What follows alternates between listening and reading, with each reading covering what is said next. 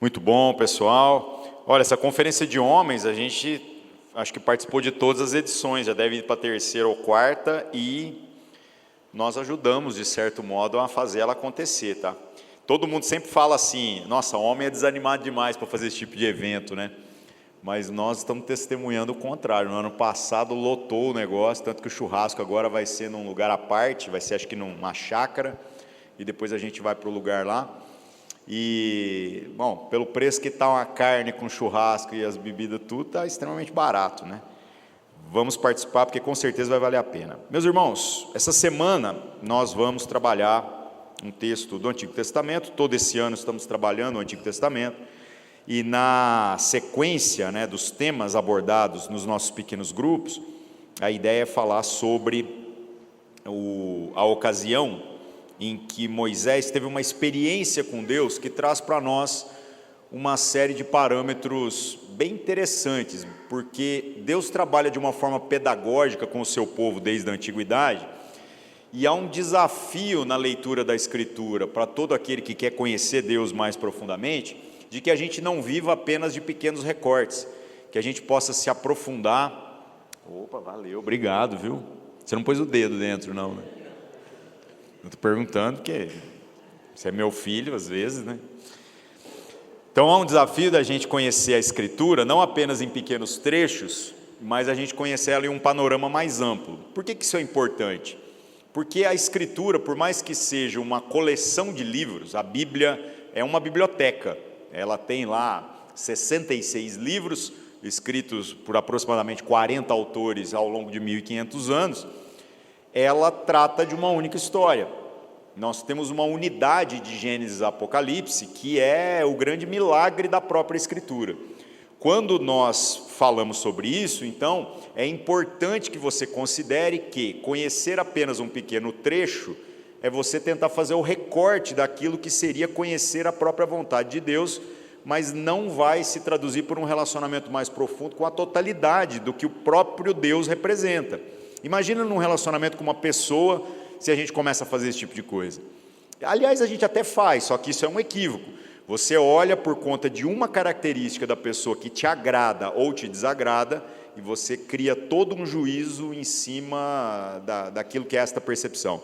Você diz, o fulano é legal demais porque eu vi ele fazendo tal coisa. Então, você viu uma coisa, mas um simples fato, uma simples característica não é suficiente para você resumir toda uma pessoa. Da mesma forma, uma decepção. Eu tive uma decepção com determinado sujeito, e então eu digo, aquele cara não vale nada. Olha, você teve uma decepção, e com certeza nós devemos dar vários motivos para Deus. Se Deus pudesse ser pego de surpresa, ele também se decepcionaria com a gente, o que não é o caso. Deus não tem expectativa nenhuma a nosso respeito, porque Ele nos conhece até melhor do que nós mesmos, né? Logo, esta conclusão a respeito do outro, a partir de um recorte, é sempre um empobrecimento da experiência humana, da experiência da amizade, da comunhão, da experiência de um relacionamento que nós poderíamos estar usufruindo. Quando a gente fala de conhecer a Deus, a maneira pela qual nós devemos e podemos conhecer a Deus, a maneira pela qual a revelação da vontade de Deus chegou até nós, é pela Escritura. E aí, se você ler a Escritura apenas em pequenos trechos, que são mais confortáveis ou segundo aquilo que é a sua conveniência, o que vai acontecer? Você vai ter uma visão muito parcial de tudo que Deus é e de tudo que Deus representa e de toda a sua vontade. Então, por mais que haja algum desafio, porque a Bíblia é um pouquinho grande, né?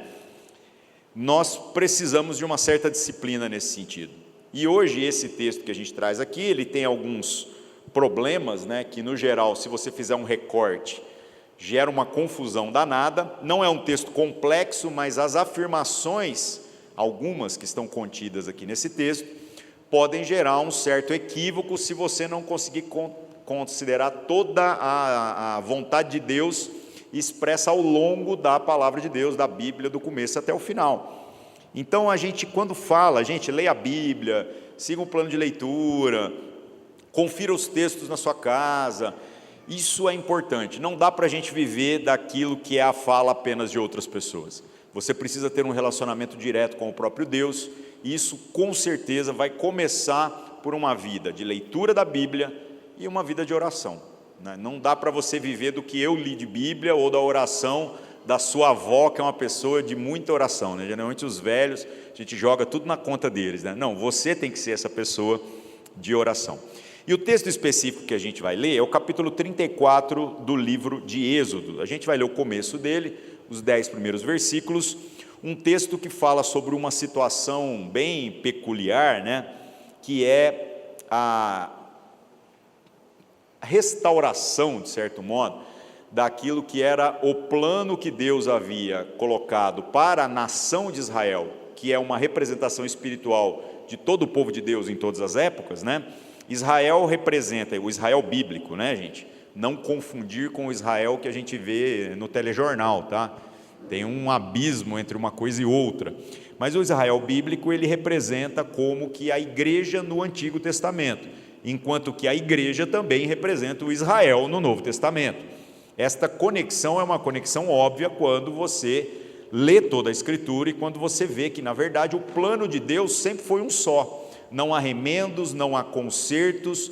No entanto, todos os ajustes que acontecem são por conta dos acidentes e das contingências e dos problemas que são consequências diretas dos nossos próprios pecados, das nossas próprias ações. Então, quando Deus interfere de alguma maneira, ou quando Deus parece que está fazendo algum ajuste, não é para acrescentar um novo jeito de fazer a mesma coisa, mas é simplesmente reajustando a rota dentro daquilo que houve algum tipo de desvio, para que tudo, ao final, aconteça do jeito que Deus desejou, desde a eternidade, que acontecesse. Por isso é importante que a gente entenda que Cristo também não é um remendo na história. Cristo não veio para consertar o que estava dando errado. Cristo é o autor e consumador da vida, e isso representa não apenas aquilo que Ele fez a partir da cruz, mas aquilo que Ele é desde a eternidade, né? Nele nós existimos, nele nós somos formados, e a salvação se materializa através do esforço e da consciência de Cristo desde a eternidade. Nós fomos, de alguma maneira, desejados por Deus, e exatamente por conta disso nós existimos temporalmente em algum momento aí da nossa linha do tempo, né? Agora, esse texto do Êxodo 34, para a gente contextualizar, ele é a sequência de um fato muito peculiar, muito estranho, né? Moisés, aquele cara que representa o maior dos profetas ali do povo de Deus, que tira o povo do Egito, da escravidão, leva o povo então de maneira miraculosa, tudo que precisava acontecer de milagre esse povo viu. Ou seja, foram libertos dos seus inimigos, teve várias pragas, 10 pragas, para que então eles pudessem ser libertos pelo faraó. Depois eles têm que atravessar o mar que se abre, depois começa a reclamação de alimento, reclamação de água, e em todas as situações Deus foi dando a provisão. Só que a conclusão que a gente tira disso tudo é que o coração humano é tão inclinado a tentar ver as coisas do jeito que deseja, do jeito que o seu próprio umbigo diz que é conveniente, que nem mesmo que você experimente desses sinais miraculosos, não há garantia nenhuma de que isso signifique conhecer a Deus.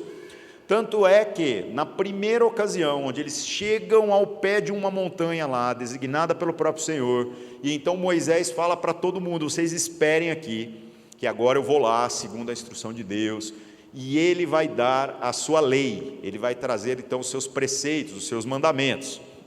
Lembrando que aquela história da tábua dos mandamentos, né? Tábua é maneira de falar, porque era feita de pedra, tá, gente? É só o nome do que aquilo representa.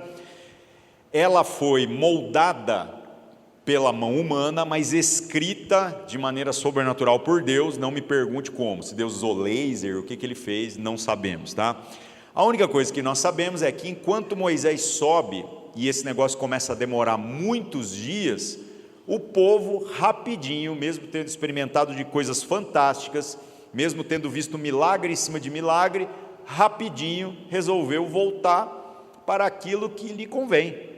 E então o que eles fizeram? Viraram para Arão, que era a figura do sacerdote. E o sacerdote, o cara que foi escolhido por Deus, o cara que tinha toda a responsabilidade de guiar as pessoas naquilo que seriam as instruções acerca da vontade de Deus, o cara que era para cuidar do culto, o cara que era para cuidar de toda a liturgia, da montagem das tendas, o sujeito que ficou encarregado, e não apenas ele, como toda a sua descendência. Daí que vem essa expressão que os crentes usam de maneira bem equivocada. O cara fala assim: eu sou levita, né? Por quê? Porque ele toca na igreja. Quando alguém fala eu sou levita, porque ele está dizendo que é da tribo de Levi, que seria o descendente ali de Arão, da qual Arão fazia parte, eu sempre viro para ele e falo: então levita aí para eu ver, né? Quando eu ver alguém voando, aí de fato eu estou vendo um levita. É apenas um trocadilho, não tem nada a ver com o assunto, mas boa parte desse serviço não era tocar, mas era carregar todas as coisas, fazer uma série de serviços que envolviam tudo que era o culto a Deus na vida prática. Agora você imagina que esse sujeito, naquela ocasião, o que ele faz? Ele resolve consultar o povo, ao invés de consultar a Deus para ver o que era razoável. E ele então propõe que todos tragam ouro, de tudo quanto é tipo de coisas preciosas, e ele molda um bezerro de ouro, aquela história já até bem conhecida, onde eles dizem: vamos fazer então um Deus para nós. Mas espera aí, você acabou de passar por uma experiência fantástica, ser liberto da escravidão, atravessar o mar que se abriu, ver assim, pão caindo do céu, água saindo da pedra, tudo do bom e do melhor, e ainda assim o desejo desse povo é: não, vamos fazer um Deus para nós, porque Moisés está demorando muito, né? A gente ficou escravo só 400 anos, agora Moisés está demorando 40 dias, não dá para esperar mais, né? Então vamos resolver esse negócio com a força do nosso próprio braço. E Arão, esse cara que é o sacerdote, que representa o sacerdote, o que ele faz? Ele molda esse bezerro de ouro e o povo começa a fazer uma festa. Nesta ocasião, Moisés acabou de receber da parte de Deus aquelas pedras entalhadas, né? E diz o texto aqui no capítulo anterior, entalhadas dos dois lados com os mandamentos de Deus. Só para deixar claro, viu gente, o que consta nisso daqui são apenas os 10 mandamentos, não toda a lei de Deus. Porque toda a lei de Deus, segundo os judeus, se você fosse contar o que tem todo no Pentateuco, são 613 mandamentos, tá? Contando leis cerimoniais, leis de higiene e uma pá de coisa. Estas outras foram, de alguma maneira, ditadas por Deus para Moisés e que foram escritas, daí a gente tem o Pentateuco, e é por isso que a gente sabe como é que é a história do Gênesis. Deus contou para Moisés para que isso fosse registrado, tá? Então Moisés é considerado o autor do Pentateuco, os 5 primeiros livros que a gente tem na Bíblia, e ele recebeu essas informações do próprio Deus. Bom, o que acontece? Acontece que quando Moisés estava lá com essas tábuas de madeira, né, e o povo começa a fazer uma festa, Deus fala com Moisés, fala assim: olha o povo lá, olha o seu povo, festão lá bombando, sonzão JBL estourando. E Moisés, eu imagino Moisés usando aquelas roupas que a gente vê nos filmes de Moisés, né? Catando os panos aqui assim para correr um pouquinho mais rápido, num braço segurando as pedras, no outro segurando a roupa, e descendo montanha abaixo. E quando ele chega lá, ele ficou tão irado com aquilo que aconteceu que ele quebrou essas tábuas.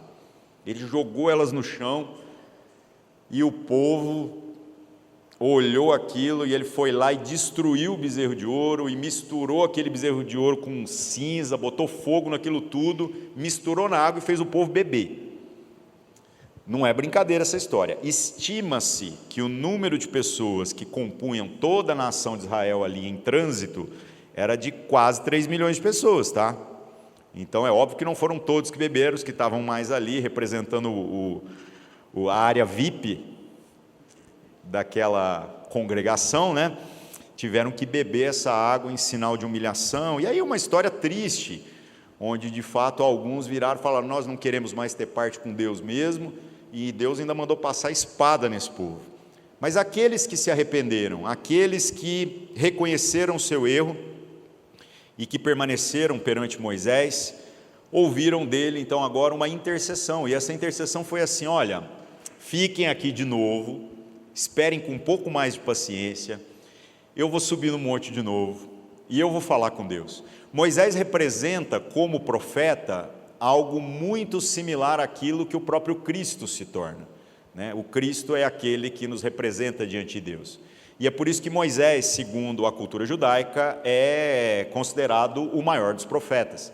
Ele vira e fala: não, eu vou lá falar com Deus e eu vou resolver esse negócio. E quando ele chega diante de Deus, a fala também, que está no capítulo anterior, não é o que a gente vai ler, é muito ousada, porque Moisés vira e fala assim: ó Deus, o Senhor viu, o seu povo pecou.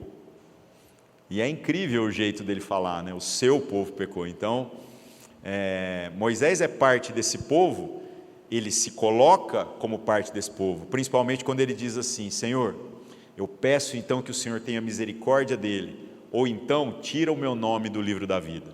A gente nem sabe se isso é possível, tá? Mas olha o coração desse sujeito, o coração de alguém que diz assim: o Senhor disse que me chamou para que eu pudesse ser instrumento de salvação deste povo, que era o meu povo, mas agora o Senhor está dizendo que é o seu povo, alguém separado do mundo, para representar os seus valores, as suas virtudes, a sua vontade. Só que o seu povo fez o que fez.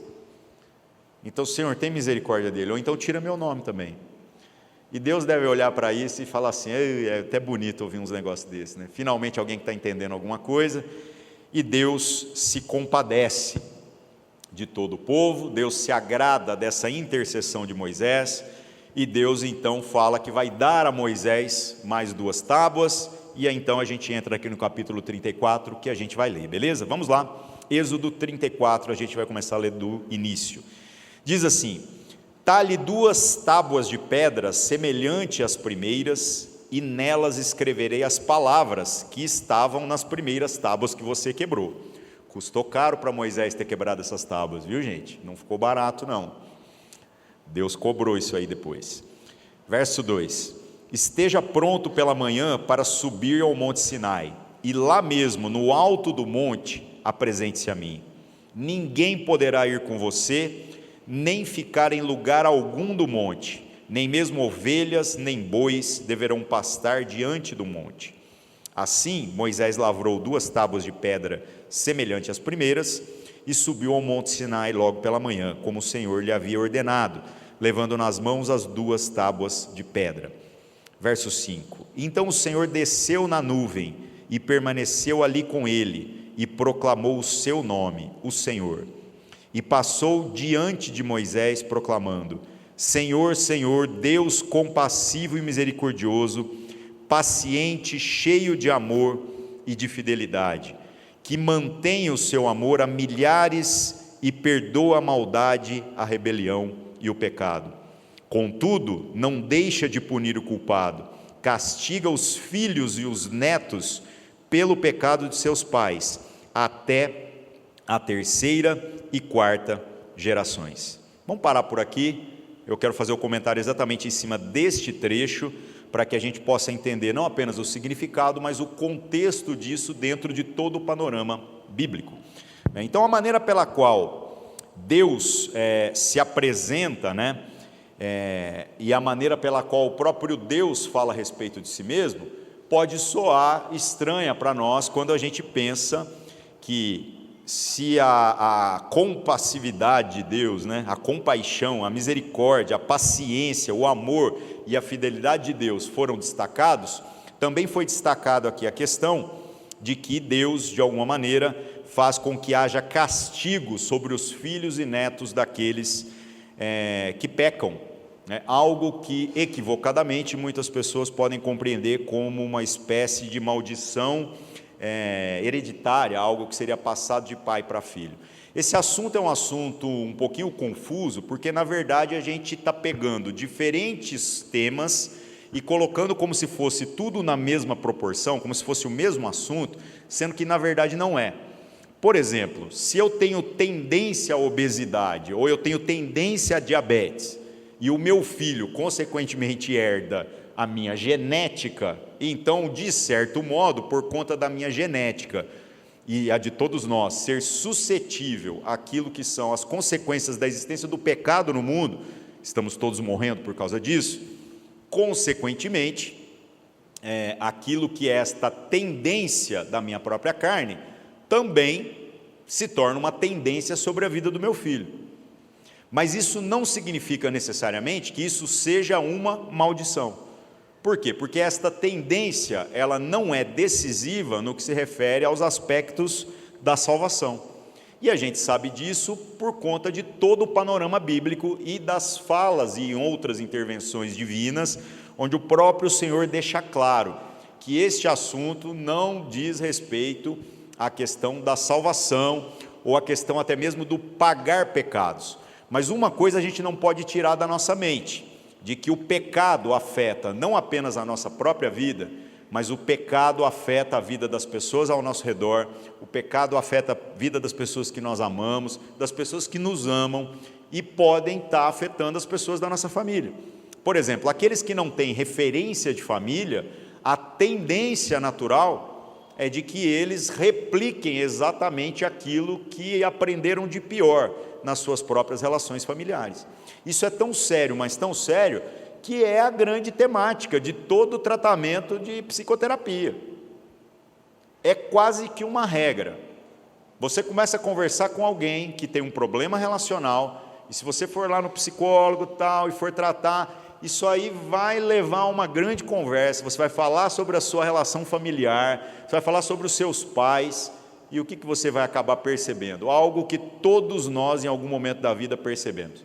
Você teve problema com seus pais, você teve problema com algum parente, aquilo que nós odiamos é como se tivéssemos uma inclinação natural a repetir. E aquilo que são as verdadeiras virtudes, curiosamente a gente não repete. Isso é o quê? Isso é a consequência do pecado na existência humana. Por esta razão, o pecado ele é tão grave, mas tão grave, que ele acaba afetando até mesmo as gerações daquele que vive em pecado. No entanto, como que a gente pode se livrar disso? A própria Escritura diz para nós isso também, só que em outro texto. Abra comigo lá em Ezequiel capítulo 18, a gente vai ler o verso 19. Aqui, Deus mais uma vez interfere, bastante tempo depois, mas interfere falando com o mesmo povo a respeito de como eles entenderam esse preceito de uma maneira equivocada, porque o pessoal olhava e falava assim: olha, esse sujeito é um cara pecador, não tem mais esperança para a família dele, os filhos dele estão enrolados, os netos dele estão enrolados, tá vendo, o pai dele não valia nada. E da mesma maneira, quando você é que era o lascado na história, você virava e falava assim: eu devo estar pagando alguma coisa do meu pai, ou do meu avô, de alguma geração para trás. É incrível como o ser humano adora uma desculpa, né? A gente sempre quer pôr a culpa em alguém. A única coisa que a gente não quer é assumir a responsabilidade. Então lá em Ezequiel, capítulo 18, no verso 19, o profeta Ezequiel traz esta mensagem. Diz assim: contudo, vocês perguntam, por que o filho não partilha da culpa de seu pai? Uma vez que o filho fez o que é justo e direito, e teve o cuidado de obedecer a todos os meus decretos, com certeza ele viverá. Aquele que pecar é que morrerá. O filho não levará a culpa do pai, e nem o pai levará a culpa do filho. A justiça do justo lhe será acreditada, e a impiedade do ímpio lhe será cobrada. Mas, se um ímpio se desviar de todos os pecados que cometeu, e obedecer a todos os meus decretos, e fizer o que é justo e direito, com certeza viverá, não morrerá. Então aqui, a gente vê uma intervenção de Deus para tentar corrigir o entendimento das pessoas acerca daquilo ali. Afinal, para que Deus castigue até mesmo as gerações por conta do pecado, será que a gente consegue entender que Deus não precisa de uma intervenção? Intervenção, eu digo assim: você pratica o pecado, e aí tem gente que, como adora terceirizar a responsabilidade, pensa assim: agora Deus está me castigando.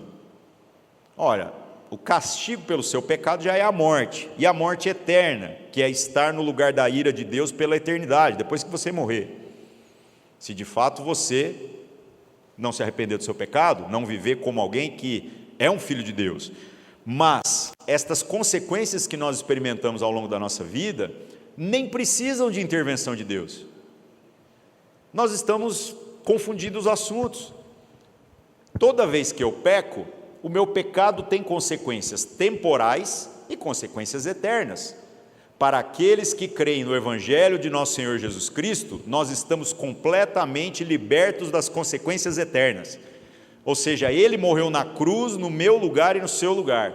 E pela fé nele, pela confissão contínua uns aos outros e perante Deus dos nossos pecados, pelo esforço em conhecê-lo, pelo esforço em ter uma vida justa, piedosa, mas crendo que tudo isso é possível por causa do sacrifício de Jesus, nós então agora somos salvos.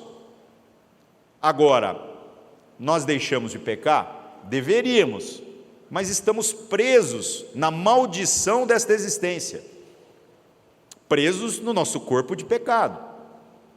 E neste corpo de pecado é que temos a responsabilidade de nos desenvolvermos, de buscarmos a santificação, de mortificarmos a nossa carne para que Cristo viva em nós. E pararemos de pecar? Infelizmente, o pecado ele acontece ainda aqui como um acidente até o último dia da nossa vida. E o que acontece quando você peca? As consequências eternas, você já está livre em Cristo Jesus, mas as consequências temporais continuam acontecendo. Dessa, nenhum de nós vai estar liberto. E tem gente que às vezes não entende isso. Nós já tivemos um caso, por exemplo, de uma moça aqui da igreja que apanhava do marido. Isso faz muitos anos. E aí a gente teve que intervir, né? E a gente na hora estava muito crente, porque às vezes a vontade de intervir seria pôr o cara no hospital, sabe? Mas naquele momento a gente foi mais crente e a gente não interviu desse jeito. A nossa intervenção se deu por outro meio. Nós então fomos conversar com as partes e nós recomendamos a essa mulher que acionasse a polícia e a gente usar uma lei Maria da Penha e que ela não se preocupasse, porque a gente daria todo o amparo para ela e nós iríamos acompanhar o marido dela depois lá na Jaci de Assis, na penitenciária, porque a gente fazia trabalho também de capelania, então estava tudo certo, né? Sabe o que aconteceu? Eles saíram da igreja, eles preferiram isso porque eles acharam que era algo absurdo. O que acontece é que o pecado desse cara está perdoado em Cristo Jesus quando ele se arrepende, mas as consequências temporais, elas têm um alto custo. E essa mulher não apanhou uma vez. Quando a gente descobriu, a gente viu que isso era recorrente e era algo problemático. Era caso de polícia, era caso de intervenção. Por isso que eu estou falando para vocês que assim, Deus ajudou, porque senão nós tínhamos resolvido isso com a força da nossa própria raiva. Porque não faltou raiva ali naquele momento, viu? É duro, gente do nosso convívio. O que acontece então? Você fala, poxa, mas esse cara tinha que ser preso? Sim, e continuaria sendo o nosso irmão, e nós iríamos acompanhá-lo lá na cadeia, e nós faríamos o que é possível, se é que era possível, algum tipo de restauração nesse casamento. Não foi possível, porque os dois vazaram fora, e agora eu já descobri que já não estão casados, né? Ou seja, a gente estava certo, que aquilo ali não era casamento, aquilo era uma relação criminosa, tá? Criminosa, uma coisa absurda. Sabe o que acontece? O pecado deste homem tem consequências. As consequências eternas, se ele de fato crê no Senhor Jesus Cristo e crê no Evangelho, ele está liberto delas. Ele erra, ele vai lá, ele se arrepende, ele conserta e na eternidade isso está resolvido. Mas as consequências temporais continuam aí. E nós vamos ter que arcar por todas elas. Nós vamos ter que lidar com o constrangimento das coisas que fazemos, das palavras que nós dizemos, das ações que nós tomamos. Então, sabe como é que Deus castiga o pecado dos pais, nos filhos e nos netos, até a terceira geração? Só deixando o pecado agir por si mesmo. É como se Deus nem precisasse interferir para que houvesse algum tipo de castigo. Logo, gente, esta ideia de uma maldição, ela é uma ideia equivocada, porque o próprio Deus deixa muito claro de que, no que se refere à morte eterna, a alma que pecar, essa é que vai morrer. Não existe peso do pecado de uma pessoa sobre a vida da outra. Não existe. E então, eu espero que tenha assim, ficado um pouquinho mais claro o que isso aqui significa. E da mesma maneira, né, existem outras passagens que ilustram isso numa riqueza incrível, de como se há uma consequência do pecado em 2, 3 gerações, já as bênçãos de Deus, há consequências que afetam milhares de gerações, o que é fantástico. Ou seja, para abençoar, Deus de fato interfere. Deus vem e coloca a mão. Agora, para que a gente viva sob as consequências dos nossos próprios pecados, a única coisa que Deus tem que fazer é deixar-nos a nossa própria sorte. Triste isso, triste demais, né? Bom, eu só sei que Deus então se apresentou para Moisés e deixou claro que Ele é um Deus de justiça. E se alguém disser, não, mas Deus agora é todo amor, de fato Ele é todo amor, ao mesmo tempo que Ele é todo santo, Ele é todo justo, Ele é todas as coisas que são características do seu próprio ser, da sua própria existência. Ele não é aquilo que eu quero que Ele seja, mas eu tenho que ser aquilo que Ele deseja que eu seja. E isso precisa ficar muito claro. E aí o texto continua aqui no verso 8, diz assim: imediatamente Moisés prostrou-se, rosto em terra. Voltei em Êxodo, viu gente? Êxodo 34, no verso 8. Imediatamente Moisés prostrou-se, rosto em terra, e o adorou, dizendo: Senhor, se de fato me aceitas com agrado, acompanha-nos, Senhor. Mesmo sendo esse um povo obstinado, perdoa a nossa maldade e o nosso pecado, e faze de nós a tua herança. E aí Deus responde: faço com vocês uma aliança, diz o Senhor. Diante de todo o seu povo, farei maravilhas jamais realizadas na presença de nenhum outro povo do mundo. O povo no meio do qual você habita, verá a obra maravilhosa que eu, o Senhor, farei. E o que tem tudo isso a ver com a nossa vivência prática, aquilo que isso simboliza, aquilo que isso pedagogicamente trouxe para esta ideia de povo de Deus representado para Israel, para nós agora que somos parte da Igreja de Cristo? Primeira observação: se lá atrás aquilo que era a vontade de Deus estava gravada em pedras, nós agora temos uma referência no Novo Testamento do como Deus agora decidiu gravar a sua vontade no nosso coração, na medida em que nós conhecemos a sua palavra e na medida em que nós permitimos que o Espírito Santo trabalhe na nossa existência. A gente vê isso em 2 Coríntios, capítulo 3, verso 2 e 3. Diz assim: vocês mesmos são a nossa carta, escrita em nosso coração, conhecida e lida por todos. Vocês demonstram que são uma carta de Cristo, resultado do nosso ministério, escrita não com tinta, mas com o Espírito do Deus vivo, não em tábuas de pedra, mas em tábuas de corações humanos. Então há uma progressão daquilo que Deus estava fazendo, e esta progressão precisa ser uma realidade na nossa vida. Se toda essa narrativa do Antigo Testamento se parece fantástica, ela parece extraordinária, ela parece algo impensável, e você vê como Deus se agrada desse sujeito chamado Moisés, por conta de que ele podia estar, ao estar falando com Deus, simplesmente tirando dele da reta. Ele podia dizer assim: Senhor, o Senhor viu que eu estava aqui enquanto eles estavam lá fazendo bezerro de ouro e desobedecendo. Aliás, Deus até fez essa proposta. E por que Deus fez isso? Já viu a ideia? Deus está te provando. Sabe o que é Deus provar o nosso coração? Não é para Ele conhecer o seu coração. Deus já conhece o seu coração, mas é para você conhecer o seu coração.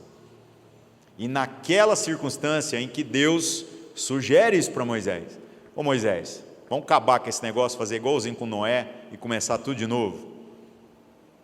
Aí Moisés, ao invés dele tirar o dele da reta, ele vira e fala assim: mas Senhor, é o seu povo, é o povo que o Senhor escolheu, é o povo que o Senhor salvou, que o Senhor tirou do Egito. E aí Deus olha para Moisés, e eu imagino o sorriso em Deus, sem medo de ser feliz, né? Agora em nós, Nós não somos aqueles que carregam uma pedra onde a vontade de Deus está escrita. E nós nem somos aqueles que, ao carregar uma Bíblia, estamos cumprindo o nosso papel como carta viva de Deus. Nós precisamos que esta mensagem esteja escrita nos nossos corações, que aquilo que é a vontade de Deus e o desejo de Deus seja visto em nós. Ou seja, por mais que Moisés foi esse sujeito extraordinário, que não abandonou aquele povo pecador, que não desistiu dos seus, que não tentou tirar o seu da reta, mas virou para Deus e falou assim: não, Deus, eu dou a minha vida pela salvação dessas pessoas. E Deus se agradou disso. Nós, muito mais, porque nós agora conhecemos o Cristo, algo que Moisés nem viu, nem imaginou como aconteceria, mas nós vimos, nós o conhecemos, e então tudo mudou. E se de fato mudou, nós precisamos viver agora de maneira coerente com isso. E sabe como é que termina essa história aqui lá no monte, quando Moisés então está diante de Deus? Ele se deslumbra com a glória de Deus. E esses capítulos aqui de Êxodo, eles falam que esta glória de Deus fazia com que o rosto de Moisés ficasse tão brilhante, mas tão brilhante, mesmo que ele não pudesse contemplar Deus diretamente, face a face, que quando ele descia o monte, as pessoas tinham medo dele, porque o rosto dele brilhava, e Moisés começou a usar um véu, para tentar assim, amenizar o terror, de ver a glória de Deus refletida. Imagina a situação. Mas a Escritura diz agora no Novo Testamento, que se esta glória de Deus, que representava a presença, a santidade, o poder, o zelo, mas também o amor, a misericórdia, todos esses atributos do Senhor, foram levados até o povo por intermédio de Moisés, agora há uma responsabilidade de que também a glória de Deus seja vista através da nossa vida. Só para explicar detalhadamente, a gente fala muito essa expressão, a glória de Deus, e tem muita gente que fala, mas o que é essa tal de glória, né? A glória de Deus é o peso da presença de Deus. É o seguinte, quando Deus está num lugar, Ele não tem como ficar escondido. A existência de Deus é perceptível. Por isso que a própria Escritura diz, você está com dificuldade de ver Deus? Olha ao seu redor, olha para fora, nada disso aqui é Deus, mas todas as coisas subsistem em Deus. É muito fácil quando você está num lugar bonito, né? Que aí você vê uma cachoeira, tá, não sei o quê, e aí você fala, rapaz, só Deus mesmo para poder ter feito isso tudo, né? De fato, mas tudo isso ainda é menor que o próprio Deus. A glória de Deus seria como se fosse a representação de toda esta plenitude do Senhor em um só lugar. Não há prédio que consiga conter isso. Por isso que o próprio Deus não habita em prédios construídos por mãos humanas, mas Deus, pelo seu Espírito, decidiu habitar no nosso coração. E, portanto, esta glória que foi vista de maneira simbólica, refletida na vida de Moisés, agora precisa ser vista na nossa própria vida. E o texto que completa essa ideia está também em 2 Coríntios capítulo 3, a gente leu lá o verso 2 e 3, agora a gente pula para o verso 18, ele diz assim: e todos nós, que com a face descoberta, contemplamos a glória do Senhor, segundo a sua imagem, estamos sendo transformados com glória cada vez maior, a qual vem do Senhor e que é o Espírito Santo. Ou seja, agora nós não apenas contemplamos o reflexo de uma glória, mas nós fomos chamados para andar diante de Deus, de modo que este peso da presença de Deus afete a nossa própria existência. O próprio Espírito Santo ocupe a nossa vida, o próprio Espírito Santo inspire as nossas ações, nos corrija, nos constranja, nos anime, nos alegre, nos mova para a comunhão, nos faça pedir perdão, pedir desculpa, nos faça não fugir das consequências temporais do nosso pecado, para que de fato nós sejamos dignos, por termos sido feitos dignos pelo sacrifício de Cristo, de não sofrermos as consequências eternas. É para isso que nós fomos chamados, não existe outra maneira de dizermos que somos filhos de Deus, se nós simplesmente não incorporarmos todas essas características que são simbolicamente perceptíveis na vivência aqui de Moisés e de todo aquele povo, e que agora precisam se materializar na nossa vida. A única diferença assim, mais gritante é que se antes havia uma figura de um profeta, que era Moisés, e de um sacerdote, que é Arão, eu falei que o Arão fez o bezerro de ouro, a parte mais engraçada dessa história é que Deus não trocou o sacerdote. Deus, depois que disciplinou todo mundo ali, manteve ele. E a gente às vezes quer a cabeça de alguém quando comete algum erro, né? Se eu fosse Deus ali, eu mandava um raio, matava ele queimado, fazia churrasco, né? Mas Deus entende de uma maneira diferente. Agora, o que acontece? Acontece que se lá todo este povo dependia da condução dessas duas figuras, nós agora fomos chamados para algo muito superior, uma relação direta com o próprio Deus, uma relação onde todos nós devemos viver de forma responsável, como sacerdotes, ou seja, aquele que não se apresenta diante de Deus sozinho, mas você apresenta você e mais alguém, ou seja, você assume a responsabilidade perante Deus pelas pessoas que estão próximas a você. Você apresenta a sua família, você apresenta o seu filho, você apresenta sua mãe, seu pai, sua casa, as pessoas do seu trabalho. Você não se coloca mais diante de Deus sozinho. E é isso que traduz o mesmo Espírito que inspirou Moisés. Aquele que podia estar resolvendo só o seu próprio problema, mas este contemplou a glória de Deus. Esse recebeu a palavra de Deus, simplesmente por conta de ter o coração que o agrada, o coração que está convertido para aquilo que é justo, para aquilo que é piedoso, para aquilo que é alinhado com a própria vontade do Senhor. Se não vivermos dessa forma, então todo esse papo de eu faço parte da igreja, eu acredito em Jesus, eu diria que a gente é só parte do fã-clube.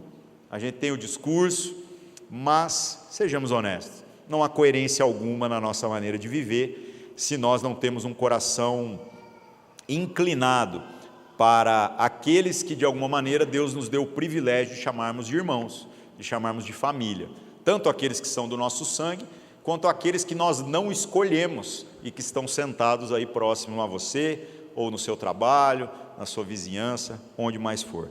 Que a gente possa nesse momento estar se apresentando diante de Deus, que a gente possa estar orando, que a gente possa colocar a nossa vida diante dEle, e que você faça as contas no seu coração sobre todas as circunstâncias em que você tem tentado resolver apenas o seu problema, você tem tentado sanar apenas as suas dificuldades, você tem orado a Deus tentando apenas tirar o seu pescoço da forca, ao invés de você se apresentar diante de Deus com um coração como o coração de Moisés. Alguém que diz: eu quero a sua vontade, Senhor, mas não apenas para que eu me alimente dela. Eu quero a sua glória, Senhor, mas não apenas para que ela seja percebida por mim, mas para que eu possa ser um instrumento do Senhor diante do seu povo, diante daqueles que o Senhor coloca diante de mim. Amém? Vamos orar, vamos nos colocar diante de Deus.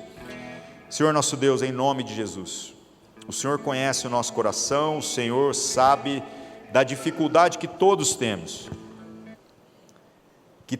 temos de nos inclinarmos para aquilo que é o seu desejo e a sua vontade. Para nós, muitas vezes, estudar a sua palavra é penoso, porque não contemplamos, não consideramos a seriedade e a importância que esse assunto tem para a nossa existência, o quanto que a nossa vida depende de te conhecer mais intensamente, de te conhecer mais profundamente. Perdoa, Senhor Deus, o quanto temos sido relapsos com isso, o quanto temos deixado isso sempre para depois, o quanto não temos assumido de maneira responsável, não apenas o cuidado em te conhecer, mas também o cuidado para com a vida das pessoas que estão próximas a nós e que deveriam ser nossa responsabilidade.